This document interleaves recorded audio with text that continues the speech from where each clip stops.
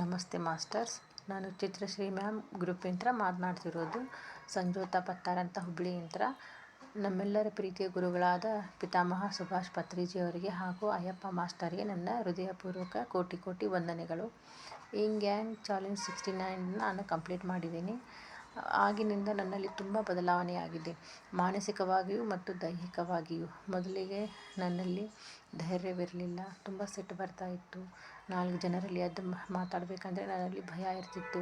ಈಗ ಭಯ ಎಲ್ಲ ಹೋಗಿ ನಾನು 4 ಜನರಲ್ಲಿ ಆರಾಮವಾಗಿ ಮಾತನಾಡಲು ಕಲಿತಿದ್ದೀನಿ. ಆಮೇಲೆ ನನ್ನಲ್ಲಿ ಸಹನೆ ಬಂದಿದೆ.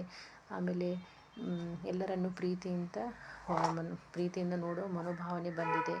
ಆಮೇಲೆ ಮೊದಲು ಹೊರಗಡೆ ಹೋದಾಗ ಏನು ಬೇಕಾದರೂ ಆಹಾರವನ್ನು ತಗೊಂಡು ತಿಂತಾಯಿದ್ವಿ. ಇವಾಗ ಈ ಚಾಲೆಂಜ್ನಲ್ಲಿ ಬಂದಾಗಿನಿಂದ ಪ್ರತಿಯೊಂದು ಆಹಾರವನ್ನು ತೆಗೆದು ತಿನ್ನುವಾಗ ನಾವು ತುಂಬ ಅವೇರ್ನೆಸ್ ಆಗಿರಬೇಕು ಅಂತ ಕಲ್ತಿದ್ದೀನಿ. ಆಮೇಲೆ ವಾಕಿಂಗ್ ಮಾಡೋದರಿಂದ, ವರ್ಕೌಟ್ ಮಾಡೋದರಿಂದ ನಮ್ಮ ಆರೋಗ್ಯನೂ ಕೂಡ ತುಂಬ ಸುಧಾರಣೆ ಆಗಿದೆ. ಆಮೇಲೆ ಬುಕ್ ಓದೋದ್ರಿಂದ ನಮ್ಮ ಜ್ಞಾನ ಭಂಡಾರ ಕೂಡ ಹೆಚ್ಚಿಗೆ ಆಗ್ತಾ ಇದೆ. ಧ್ಯಾನ ಮಾಡೋದರಿಂದ ನಮಗೆ ಮನಃಶಾಂತಿ ಬರ್ತಾ ಇದೆ.